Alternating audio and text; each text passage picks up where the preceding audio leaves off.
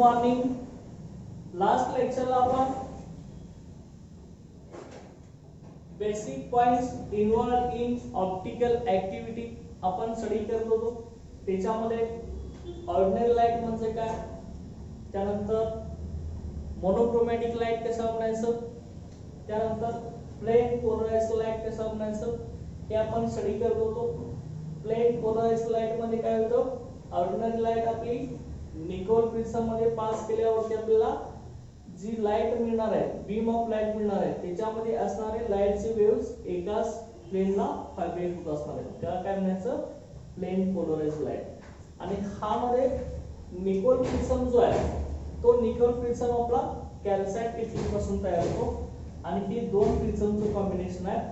हा Canada balsam okay ही compound use करून ह्या दोन प्रिझम आपण एकमेकाला फ्यूज करत असतो. ओके लक्षात की तुम्हाला सीईटीला विचारलं असेल घ्या, सीईटी नीटला हा क्वेश्चन विचारला होतो, Nicol prism is made up of okay which type of crystal, तर त्यावेळी तुम्हाला कॅल्साइट क्रिस्टल म्हणजे CaCO3 किंवा Nicol prism is the combination of two prism which is filled base to base by which compound, कुठल्या compound ने base to base दोन prism Nicole prism मध्ये combine केले जातात, तर त्याच्यामध्ये काय सांगणार तुम्ही, कॅनडा बाल्सम. ओके ही इम्पॉर्टंट आहे, लक्षात ठेवायचं की आपली प्लेन पोलराइज्ड लाईट. ओके आता त्यानंतर त्या प्लेन पोलराइज्ड लाईटच्या नंतर नेक्स्ट आपली कन्सेप्ट आहे याच्यामध्ये की आपली कुठली आहे बघा, ऑप्टिकल ऍक्टिव्हिटी. ओके ती कुठली आपली optical activity.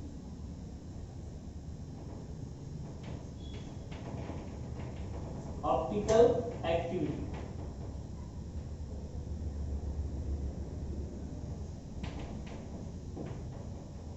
Okay optical activity कशा म्हणायचं बघा, ह्याची पण डेफिनेशन बघा, त्या सगळ्या डेफिनेशन आपल्या इम्पॉर्टंट आहेत. ओके बघा कसे येत आहे optical activity,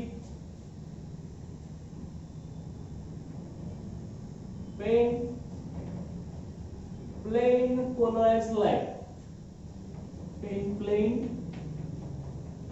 polarised light,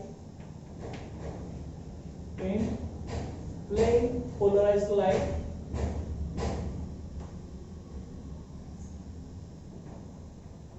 is passed through plane polarized light is passed through certain organic substances, passed through certain organic substances, certain organic substances like glucose, okay like glucose, comma lactic acid,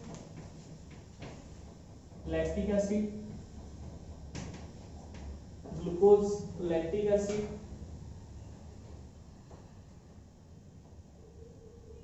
etc.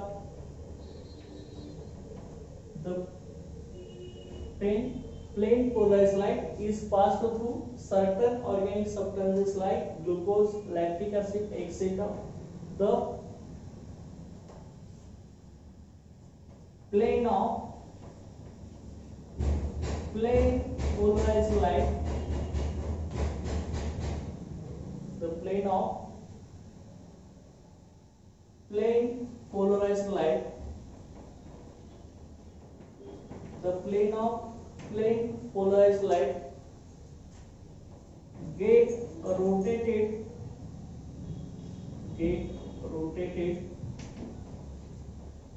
through certain angle, get rotated through certain angle, get rotated through certain angle. Okay, this property or phenomenon, this property or phenomenon to rotate the to rotate the plane of plane polarized light, plane polarized light. This property of phenomenon to rotate the plane of plane polarized light, this property त्यालाच आपण काय म्हणणार आहे, optical activity. बघा काय म्हटले आपण, this property of phenomenon of organic substances. Okay, इथं आपलं वर्ड ऑर्गॅनिक सबस्टन्स इथं लिहायचं होतं. तर कसं येणार, दिस फिनॉमिनन और property of organic substances,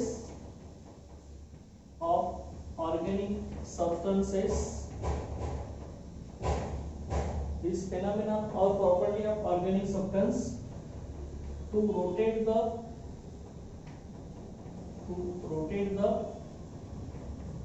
plane of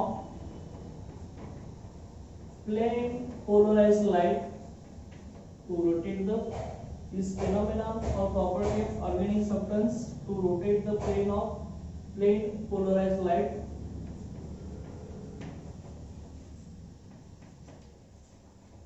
plane polarized light to the right side. Right साइडला जर प्लेन रोटेट केला तर त्याला आपण काय म्हणतो असतो, clockwise direction. Clockwise direction bracket मध्ये लिहिते आपण, clockwise direction to rotate the plane of plane polarized light to the right side, that is clockwise direction, or to the left side, or to the left side. Left side असेल तर आपण काय म्हणणार आहे, anti clockwise direction और anti clockwise direction.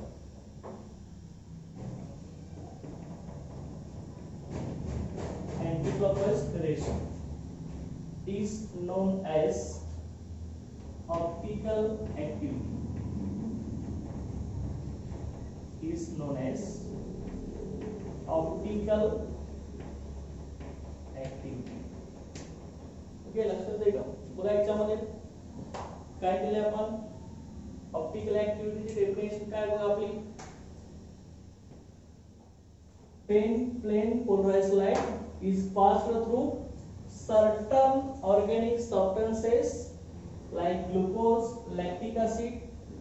The plane of plane polarized light get rotated to certain angle.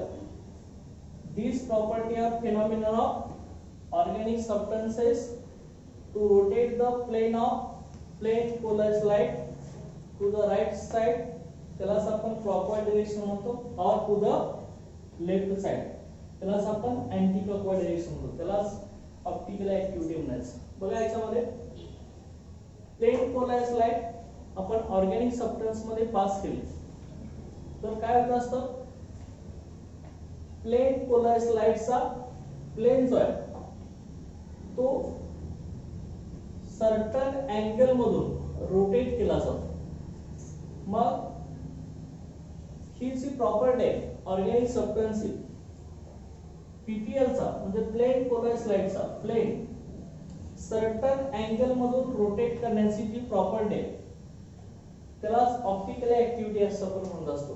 मग तो PPL चा प्लेन जर आपण राइट साइडला रोटेट करत असेल त्यालाच आपण आणखी क्लॉकवाइज डायरेक्शन म्हणतो, किंवा तो पीपीएल चा प्लेन लेफ्ट साइडला रोटेट होत असेल त्यालाच आपण काय म्हणतो, अँटी क्लॉकवाइज डायरेक्शन असं म्हणत असतो. लक्षात बघा. मग हे आपण कसं दाखवणार आता, प्लेन पोलराइज्ड लाईट आपण इथे दाखवलंय. ओके, प्लेन पोलराइज्ड लाईट आपण ऑर्डिनरी लाईट निकोल प्रिझम मध्ये पास करून प्लेन पोलराइज्ड लाईट तयार केली आहे.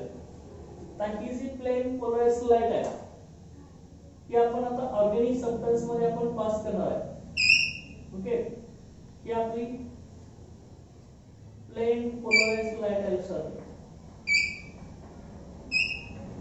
ओके, ही आपली प्लेन पोलराइज्ड लाईट. इथे आता मी आम्ही पीपीएल असं म्हणतो. ओके, आता मग ही जे पीपीएल आहे ते आपण ऑर्गॅनिक सबस्टन्स मध्ये आता पास करणार.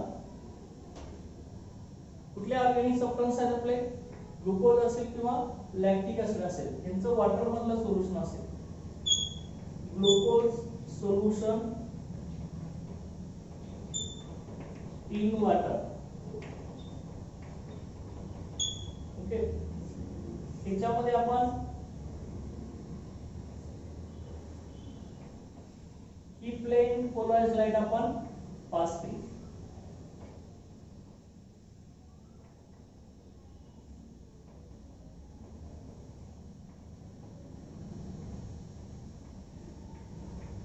ओके, प्लेन पोलराइज्ड लाईट आपण ग्लुकोज सोल्युशन मध्ये पास केले. आता मग पास केल्यानंतर हा ग्लुकोज सोल्युशन काय करणार आहे?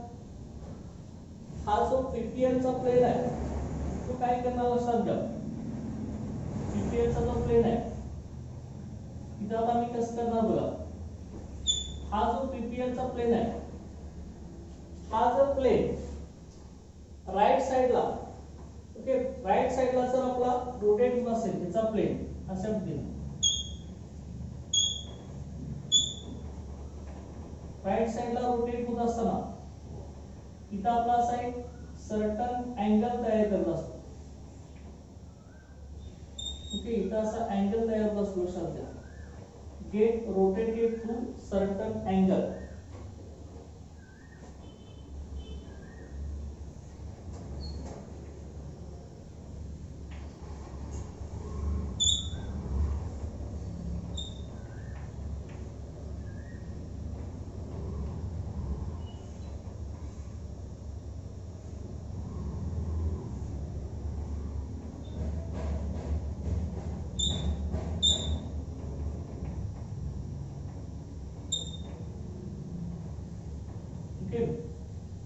इथं आपला असा अँगल तयार होत असतो लक्षात घ्या प्लेनला. त्या अँगलला आपण थीटा अँगल असं म्हणलं. की कुठल्या साइडला रोटेट झालाय? हा राईट साइडला रोटेट झालाय. ओके, त्याचा प्लेन बघा कुणीकडे झुकलेला आहे आपला? राईट साइडला झुकलेलं आहे. राईट साइडला रोटेट झालाय म्हणजे ती कुठली डायरेक्शन असणार आपली? राईट साइडला म्हणजे क्लॉकवाईज डायरेक्शन आहे. ओके, इथं आपला जो अँगल असणार आहे त्याला आपण थीटा म्हणूया. किंवा हाच प्लेन ऑफ पीपीएल जर लेफ्टला आपला रोटेट होत असेल बघा इथं असं, जर तो लेफ्टला रोटेट होत असेल, ओके, तो इथं लेफ्ट साइडला असा रोटेट होत असेल तर इथं जो अँगल म्हणतात तो इथे थीटा असेल. ओके, इथे थीटा असा अँगल असेल लक्षात आहे. ओके, ही आपली कुठली आहे? Clockwise direction. आणि ही कुठलं आहे आपलं? Anti clockwise direction.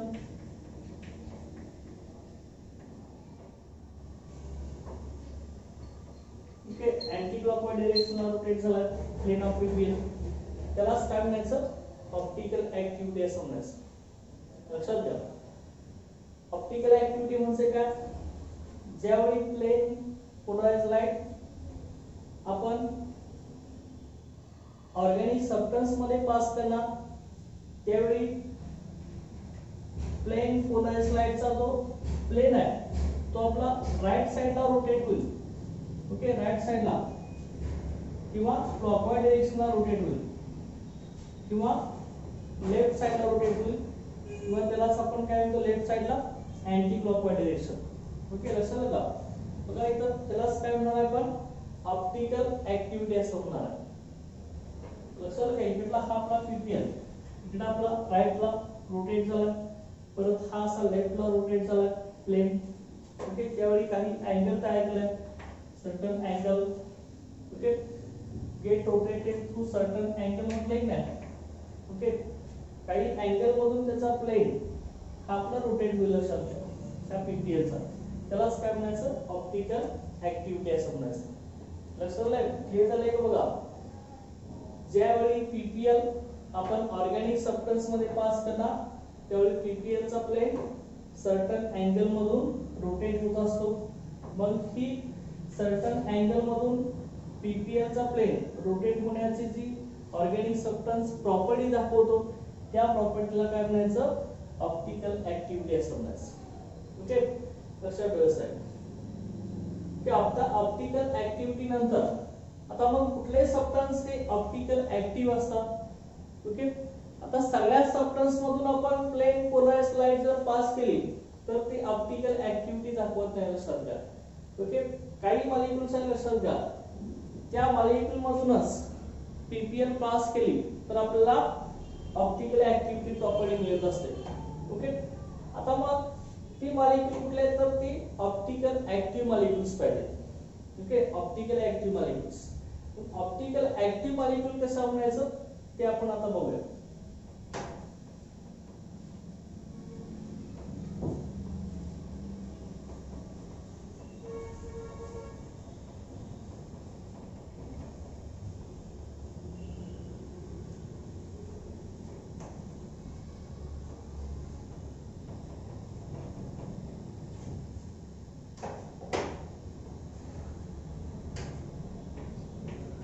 Optical active molecules.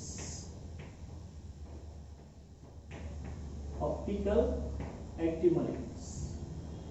Optical active molecules म्हणजे काय? The molecule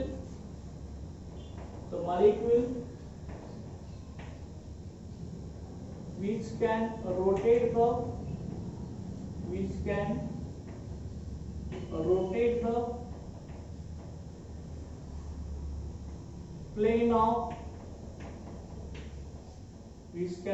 the plane of plane polarized light.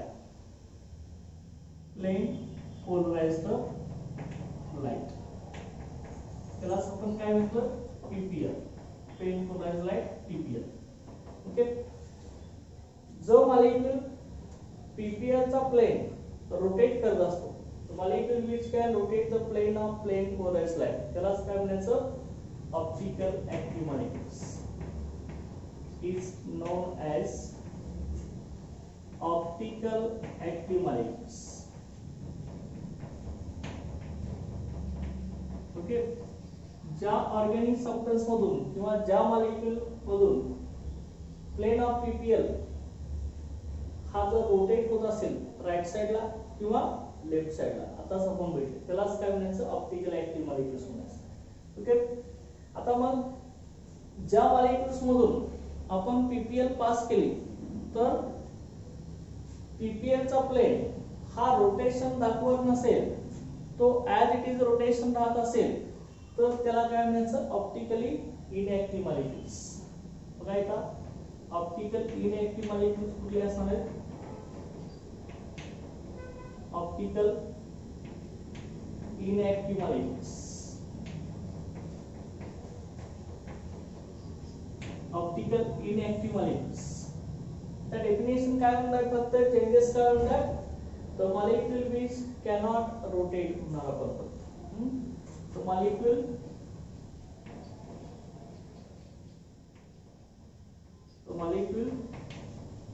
which cannot rotate, the molecule which cannot rotate the plane of plane polarized light, the plane of plane polarized light, okay, is known as optical inactive molecules, is known as optical inactive molecules, is known as optical inactive molecules. जे molecule PPL चा plane rotate करू शकत नाही left साइडला किंवा right साइडला, त्याला आपण काय म्हणणार आहे, optical inactive molecules. Okay, example याच्यामध्ये 1 क्लोरोप्रोपेन हा ऑप्टिकल इनएक्टिव्ह आहे, याच्यामधून प्लेन ऑफ पीपीएल रोटेट होऊ शकत नाही. त्यानंतर इथाइल क्लोराइड त्यामधून होऊ शकत नाही. परत टर्शियरी ब्युटिल ब्रोमाइड, टर्शियरी ब्युटिल ब्रोमाइड, त्यानंतर इथेनॉल, त्यानंतर आहे वॉटर H2 मॉलिक्यूल, हे एक्सेट्रा. हे मॉलिक्यूल काय करतात तर प्लेन ऑफ पीपीएल हे रोटेट करू शकत नाही राईट साइडला किंवा लेफ्ट साइडला, म्हणून त्याला काय म्हणले ऑप्टिकल इनएक्टिव्ह मॉलिक्युल्स. आणि जे molecule plane of PPL rotate करतात राईटला किंवा लेफ्टला त्याला ऑप्टिकल ऍक्टिव्ह मॉलिक्यूल म्हणायचं. पण त्यामध्ये बघा एक्झाम्पल 2-chlorobutyne, 2-chlorobutyne, त्यानंतर लॅक्टिक ऍसिड, ओके, त्यानंतर दुसरा आपला ग्लुकोज आहे, ओके, एक्सेट्रा. ही मॉलिक्युल्स आपले कसे ऑप्टिकल ऍक्टिव्ह मॉलिक्युल्स आहेत, ओके. आता यानंतर ही ऑप्टिकल इनएक्टिव्ह मध्ये कसं होतं बघा, आपली प्लेन पोलराइज्ड लाईट आहे, की आपली प्लेन पोलराइज्ड लाईट आहे पीपीएल. हे आपण समजा आपण इथेनॉल मध्ये पास केली, इथेनॉल त्या ऑर्गॅनिक सबस्टन्स मध्ये त्या मॉलिक्यूल मध्ये आपण पास केली, तर लक्षात घ्या प्लेन ऑफ पीपीएल हा रोटेट होणार नाही, हा तसा राहणार, okay, as it is. Plane of PPL आपला रोटेट होणार नाही, लक्षात घ्या, तो आपला ऍज इट इज राहील.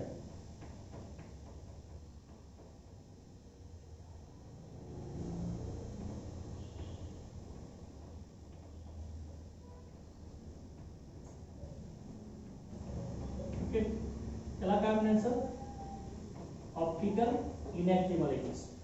चेंज झालंय का बघा, आहे कसं आहे की नाही पीपीएल, इथं पीपीएल इथेनॉल त्या मॉलिक्यूल मध्ये पास केला, प्लेन ऑफ पीपीएल चेंज झालाय का, ऍज इट इज आहे, म्हणून त्याला काय म्हणायचं ऑप्टिकल इनएक्टिव्ह मॉलिक्युल. तुम्ही इथं 1-chloropropen दाखवा, इथाइल क्लोराइड दाखवा, टर्शियरी ब्युटिल ब्रोमाइड दाखवा, वॉटर दाखवा, त्यांच्यामधून पीपीएल पास केला की प्लेन चेंज होणार नाही, प्लेन त्याचा पीपीएल चा ऍज इट इज राहील, no rotation of plane PPL, okay. तर घ्यायचं ही फिगर कुठली आपली, no rotation of plane of PPL due to कुणामुळे optically inactive molecules, due to optical inactive molecules,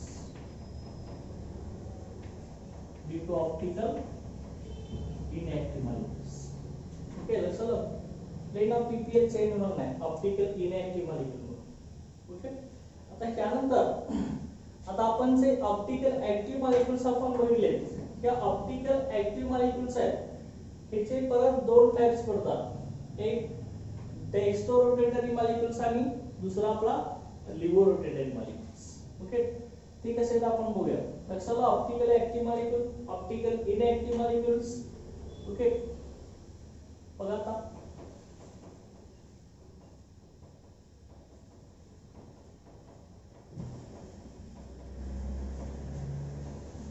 आपण बघूया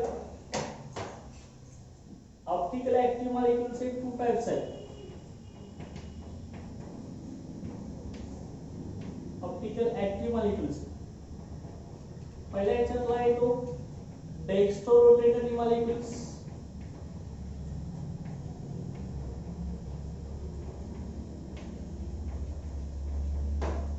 dextrorotatory molecules,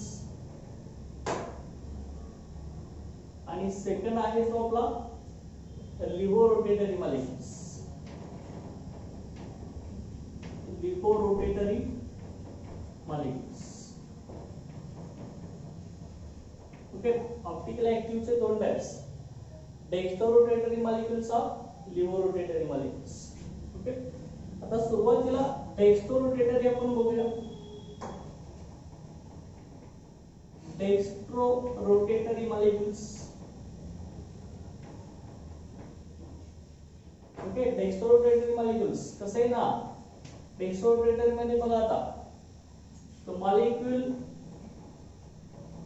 molecule which can rotate the molecule which can rotate the plane of PPL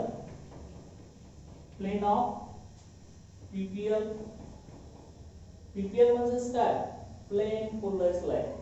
Okay, rotate the plane of PPL towards the right side. Right side ला कुठली side म्हटलं तर आपण आणखी clockwise direction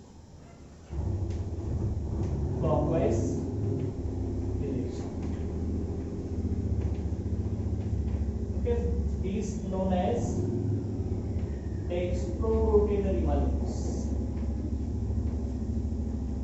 Is known as dextrorotatory molecules.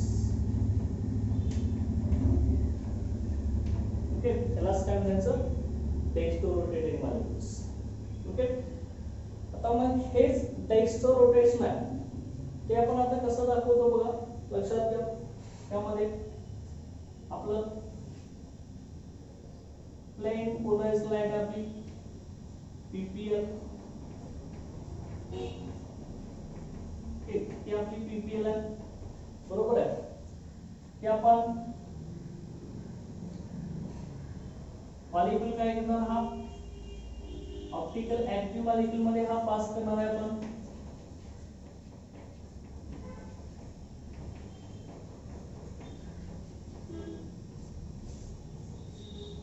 Optical active molecule म्हणजे काय, जो molecule plane of PPL आपला रोटेट करत असतो त्याला आपण ऑप्टिकल ऍक्टिव्ह मॉलिक्यूल्स म्हणणार. आता मग पीपीएल ऑप्टिकल ऍक्टिव्ह मॉलिक्यूल मध्ये पास केला आपण तर plane of PPL right side ला रोटेट झालं. म्हणजे लक्षात घ्या ते रोटेशन आपलं असं झालं, राइट हँड साइड ला असं रोटेट झाला, एक ट्रायंगल तयार झाला, थीटा अँगल राइट साइड ला रोटेट झाला. ओके, राइट साइड ला झुकलाय की नाही असा, राइट साइड ला. ओके, राइट हँड साइड ला रोटेशन झालं, त्याला काय म्हणायचं डेक्स्ट्रोरोटेटरी मॉलिक्यूल्स. ओके, आता हाच डेक्स्ट्रोरोटेटरी मॉलिक्यूल्स आपण आता कसा रिप्रेझेंट करत असतो, dextrorotatory molecules represented as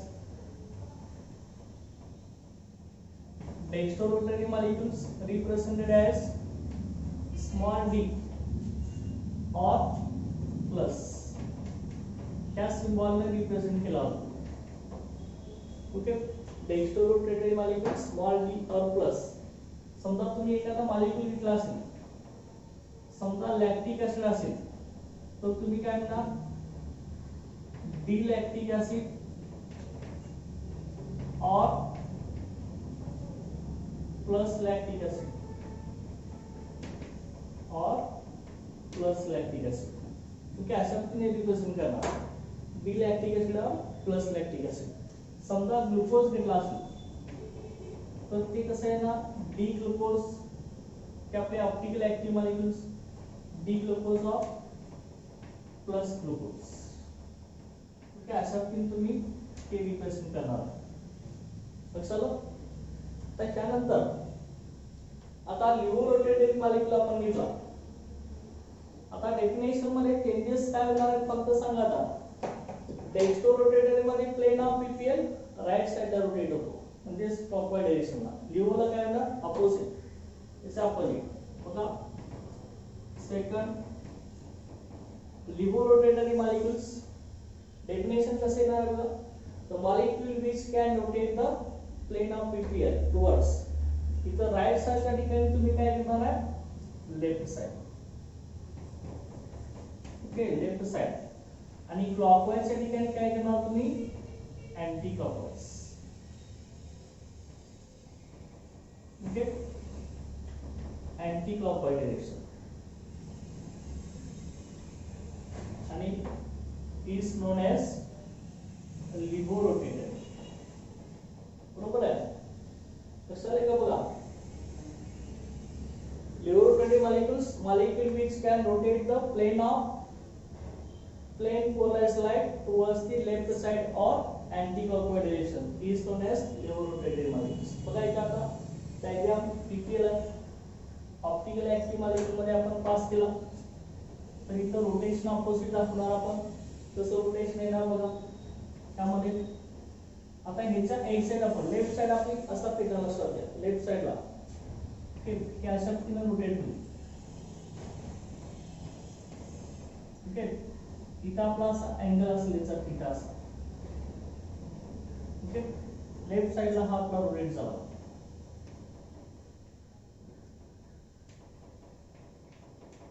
gate rotated to left side और अँटी क्लॉकवाइज डायरेक्शन, त्याला काय म्हणणार तुम्ही लिव्हर रोटेटेड मॉलिक्युल्स. ओके, आता मग रिप्रेझेंटेशन करायचं आपल्याला.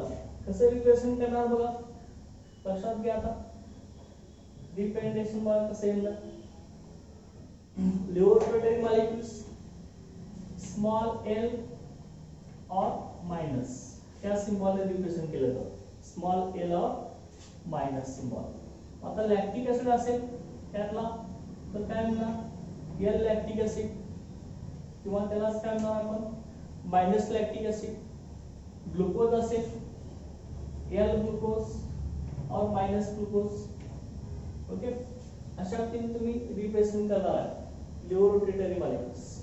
ओके, आता ह्याच्यानंतर आपल्याला डायरेक्ट आपल्याला जर एखादा मॉलिक्यूल ऑप्टिकल ऍक्टिव्ह कुठला आहे हा आयडेंटिफाय करायचा असेल तर आपल्याला प्रत्येक वेळी प्लेन पोलराइज्ड लाईट आपण मॉलिक्यूल मध्ये पास करून बघू शकत नाही.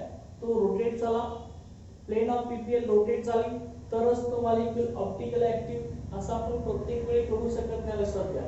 मग त्यासाठी ऑप्टिकल ऍक्टिव्ह मॉलिक्युल्स कुठले आहेत आणि ऑप्टिकल ऍक्टिव्ह मॉलिक्यूल असेल तरच तो ऑप्टिकल आयसोमेरिझम दाखवू शकतो, लक्षात घ्या. ओके, मग जो मॉलिक्यूल ऑप्टिकली इनएक्टिव्ह आहे म्हणजे प्लेन ऑफ पीपीएल तो रोटेट करू शकत नाही, तो ऑप्टिकल इनएक्टिव्ह आहे.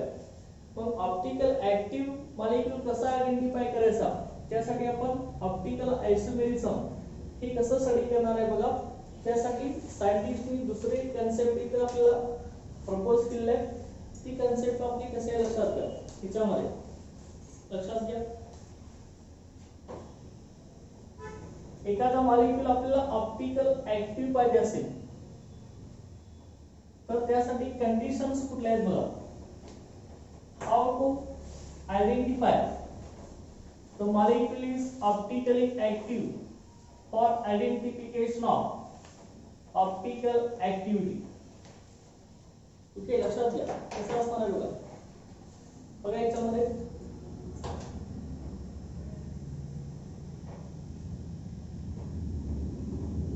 पहिली कंडिशन आहे आपली बघा, टेट्राहेड्रल कार्बन एटम.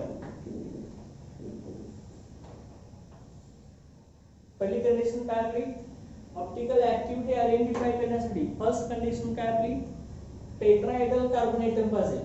कार्बनची जॉमेट्री कशी पाहिजे आपली टेट्राहेड्रल पाहिजे तरच तो मॉलिक्यूल ऑप्टिकल ऍक्टिव्हिटी दाखवू शकणार आहे.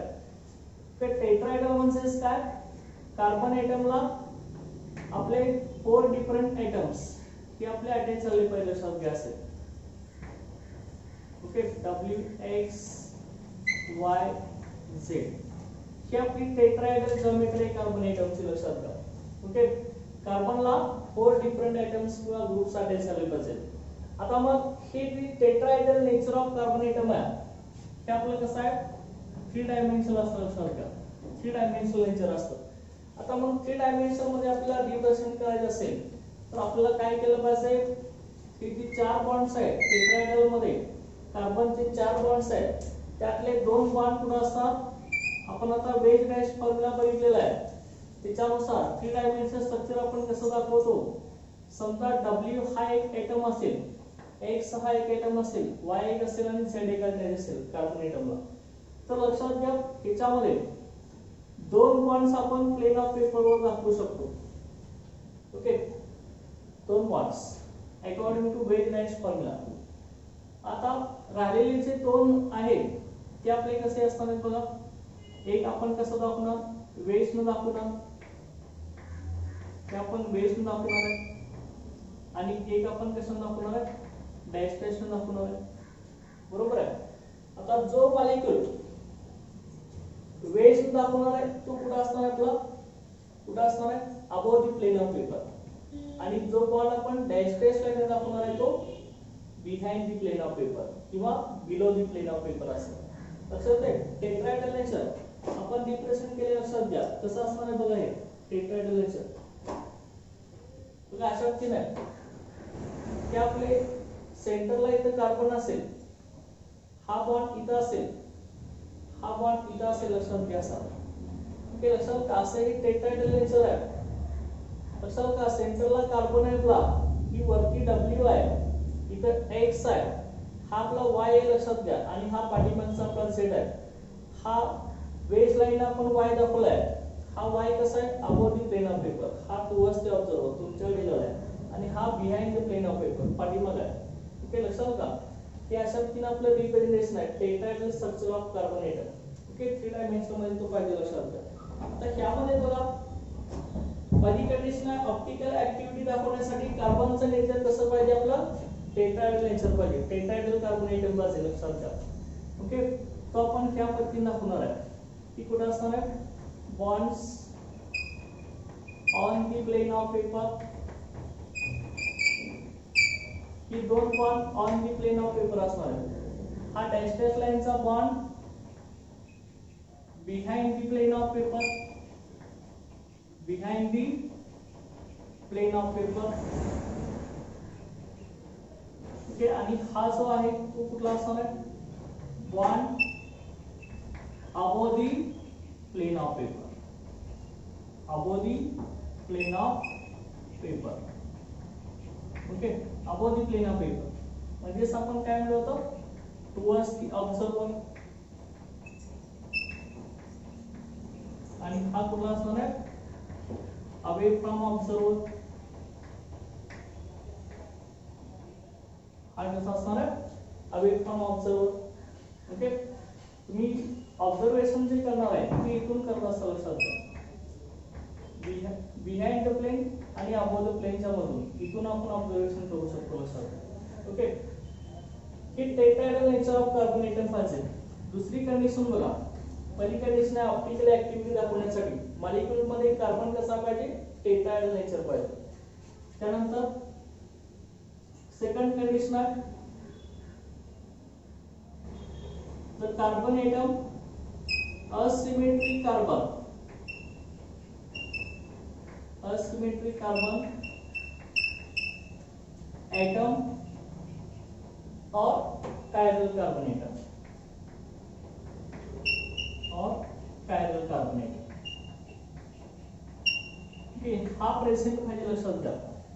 असिमेट्रिक कार्बन एटम किंवा कायरल कार्बन एटम प्रेझेंट असेल तरच तो मॉलिक्यूल ऑप्टिकल ऍक्टिव्ह असणार आहे आणि मगच तो डेस्टो आणि लिव्हाय सोबत दाखवणार. ओके बघा मग असिमेट्रिक कार्बन एटम म्हणजे काय, तर carbon atom which is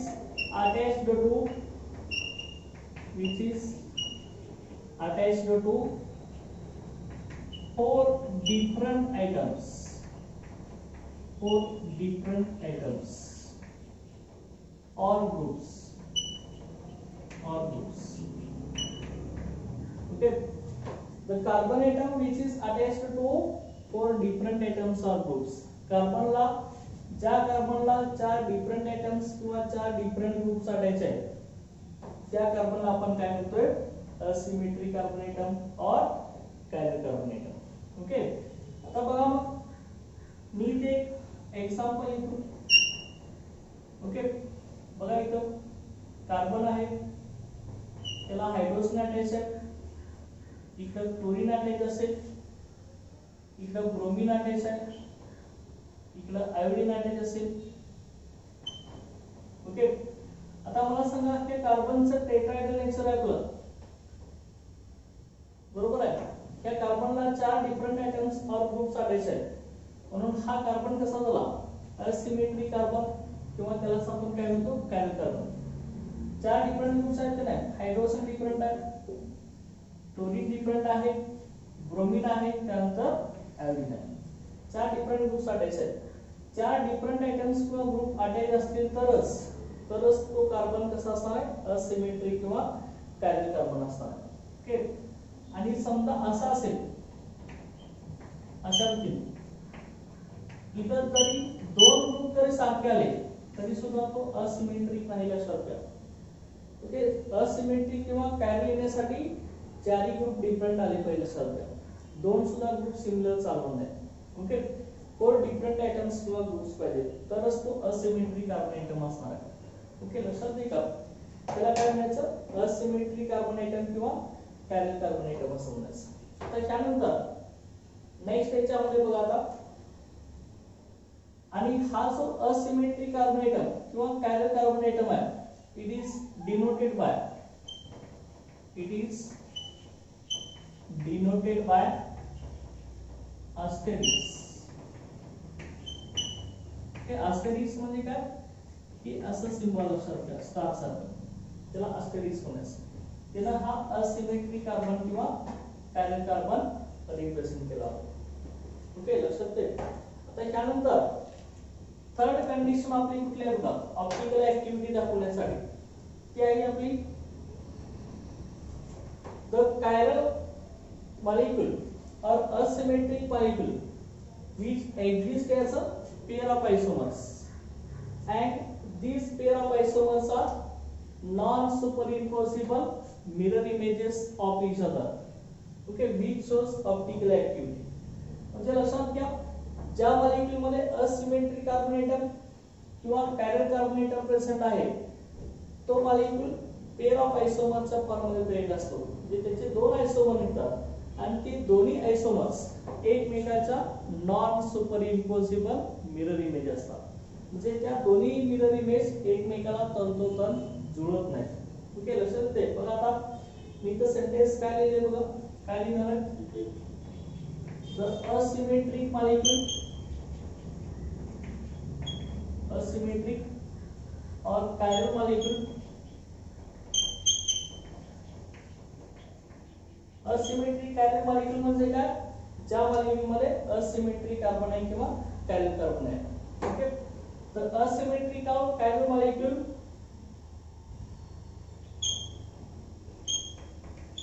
which exist as pair of isomers, which exist as pair of isomers, and this pair of isomers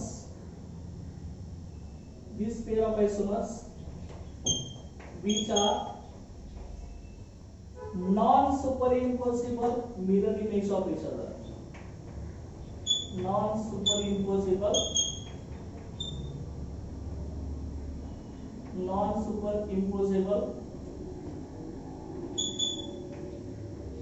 mirror image of each other.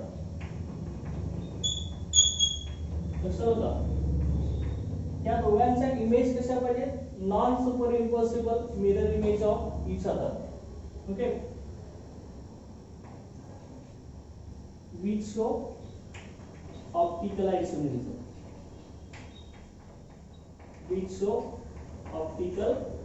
isomerism, तरच ते optical isomerism दाखवणार. कसं बघा आता, बघा इथं आपण एक मॉलिक्यूल एक्झाम्पल फॉर एक्झाम्पल लक्षात घ्या. याच्यामध्ये मॉलिक्यूल आपण इथे घेऊया. एक्झाम्पल इथं मी घेतला ऑप्टिकल ऍक्टिव्ह मॉलिक्यूल्स 2 क्लोरोब्युटेन आहे. हा 2 क्लोरोब्युटेन मी कसा लिहिला बघा, कार्बन आहे, इथं CH3 आहे, इथं आपला C2H5 असेल, इथं H आहे, इथं Cl आहे. ओके. आता फर्स्ट कार्बन आहे आपला, फर्स्ट कार्बन CH3, दुसरा आपला सेकंड कार्बन क्लोरीन हायड्रोक्सिल आणि थर्ड प्रोटॉन आहे C2H5 मध्ये. हा 2 क्लोरोब्युटेन आहे, टोटल 4 कार्बन्स आहेत. आता लक्षात घ्या, हा कार्बन कसा आहे आपला असिमेट्रिक आहे. त्याला 4 डिफरंट आयटम्स किंवा ग्रुप्स अप्लाय करायचे आहेत. बघा, एक त्या कार्बनला CH3 ग्रुप आहे का अटॅच, क्लोरीन एक अटॅच, हायड्रोजन आहे, त्यानंतर आपला कुठला C2H5 ग्रुप आहे, म्हणजे 4 डिफरंट ग्रुप सेल अटॅच आहेत, म्हणून हा कार्बन कसा झाला आपला असिमेट्री कार्बन ऑफ पॅरल कार्बन झाला. आणि तो कसा दाखवायचा मग असतेच. ओके, हे असं सिंबल काढला आपण स्टार असा. ओके, लक्षात आलं, हा एक असिमेट्री कार्बन एटम आपल्या इथे प्रेझेंट आहे, लक्षात घ्या. ओके, आता मग असिमेट्री किंवा पॅरल मॉलिक्यूल आहे आपला हा 2 क्लोरोब्युटेन, ती कुठल्या फॉर्म मध्ये असणार आहे, पेअर ऑफ आयसोमरच्या फॉर्म मध्ये असणार आहे. आणि ही पेअर ऑफ आयसोमर्स कसे असतात, एकमेकांच्या कशा असतात, नॉन सुपरइम्पोजिबल मिरर इमेज असतात. नॉन सुपरइम्पोजिबल मिरर इमेज म्हणजे काय, ह्यांची जर आपण मिरर समोर जर आपण हा मॉलिक्यूल धरला असेल तर ह्यांच्या इमेज एकमेकाला तंतोतंत जुळत नाही. बघा लक्षात घ्या कसं येतं, इथं आपण मिरर धरला याच्यापुढे असा असा आपण मिरर ठेवला असेल तर लक्षात घ्या मिरर मध्ये कसं दिसणार, हा CH3 ऍड इट इज आहे तुमचा, इथला कार्बन ऍड इट इज, इथं असणार C2H5 सुद्धा तुमचा ऍड इट इज असेल. चेंजेस काय होणार, हा Cl कुठल्या साइडला आहे, राईट साइडला आहे, तो पण इकडे दिसेल लेफ्ट साइडला, आणि हा हायड्रोजन लेफ्ट साइडला आहे, तो पुढे जमलाय राईट साइडला. चल का अशा पद्धतीने आता दोघांचे इमेज बघा, ही पेअर ऑफ आयसोमर्स आहेत, त्यांचा मॉलिक्युलर फॉर्म्युला सेम आहे, कार्बन हायड्रोजन क्लोरीन सेम आहे दोघांच्या मध्ये. ओके, बघा मग ह्यांच्यामध्ये डिफरन्स काय येतात, दोघांच्या मिरर इमेज बघा तंतोतंत एकमेकांवरती जुळणार नाही. हा उचलून आपण याच्यावरती ठेवला, हा CH3 याच्यावरती जुळेल, हा C2H5 याच्यावरती जुळेल, तर हा कार्बनला कार्बन हा तंतोतंत मॅच होईल. परंतु काय होणार आहे, त्या क्लोरीन कुठून उचलून ठेवला हायड्रोजन वरती जाऊन बसेल, आणि हा क्लोरीन त्या हायड्रोजन वरती जाऊन बसेल. त्यामुळे त्या दोन्ही मिरर इमेज एकमेकाला तंतोतंत जुळत नाहीत, म्हणून त्याला काय म्हणलंय, नॉन सुपरइम्पोजिबल मिरर इमेज. ओके, त्या असिमेट्रिक मॉलिक्यूल मध्ये जे आयसोमर निघणार आहे, हे दोन आयसोमर आपले निघाले, त्या दोघांच्या मिरर इमेज कशा पाहिजे, नॉन सुपरइम्पोज पाहिजे, म्हणजे एकमेकाला तंतोतंत जुळल्या नाही पाहिजे, तरच तो कंपाऊंड ऑप्टिकल आयसोमेरिझम दाखवतो, लक्षात घ्या. ओके, दोघांच्या मिरर इमेज सेम येत असतील तर ते ऑप्टिकल आयसोमेरिझम दाखवत नाही, लक्षात घ्या. ओके, म्हणजे थोडक्यात तुम्ही ए लेटर तुम्ही मिररच्या समोर धरलं तर तुम्हाला ही एस दिसणार, आर तुम्ही लेटर मिरर इमेज मिररच्या समोर धरला तर ते तुम्हाला असं दिसेल, तर का उलट दिसणार ते, लक्षात घ्या. ओके, अशा पद्धतीने आहे, जे तुमचा डावा आरच्या समोर उजवा दिसणार, उजवा हात हा डावा दिसणार आहे, त्या पद्धतीने नॉन सुपरइम्पोज मिरर इमेज पाहिजे, लक्षात घ्या. ओके, तुम्ही जर चाल जर मिरर समोर धरला, आरच्या समोर धरला तर तो सेम दिसणार ना ऍज इट इज, त्यामुळे तो कुठली इमेज दाखवणार, सुपरइम्पोज तंतोतंत जुळणार, आरशातली इमेज आणि तुमच्या हातातला चॉक सेम इमेज असणार. ओके, ती सुपरइम्पोज मिरर इमेज, सुपरइम्पोज असेल तर ऑप्टिकल आयसोमेरिझम दाखवणार, नॉन सुपरइम्पोज मिरर इमेज असेल तरच तो ऑप्टिकल आयसोमेरिझम दाखवणार आहे. ओके, या 3 कंडिशन आहेत, आणि ह्याच्यानंतर पुढच्या आहे की ऑप्टिकल रोटेशन आहे, ते आपण आता नेक्स्ट लेक्चरला स्टडी करणार आहे. आता आपण काय बघितलेलं आहे, ऑप्टिकल आयसोमेरिझम दाखवण्यासाठी कार्बन टेट्राइड पाहिजे, असिमेट्रिक कार्बन किंवा पॅरल कार्बन पाहिजे त्या मॉलिक्यूल मध्ये, आणि दुसरं कसं पाहिजे, पॅरल मॉलिक्यूल मधल्या इमेज कशा पाहिजेत, नॉन सुपरइम्पोजेबल मिरर इमेज पाहिजे. ओके, आता रिमेनिंग ऑप्टिकल रोटेशनचा पार्ट आपण नेक्स्ट लेक्चरला स्टडी करणार आहे. Okay, thank you.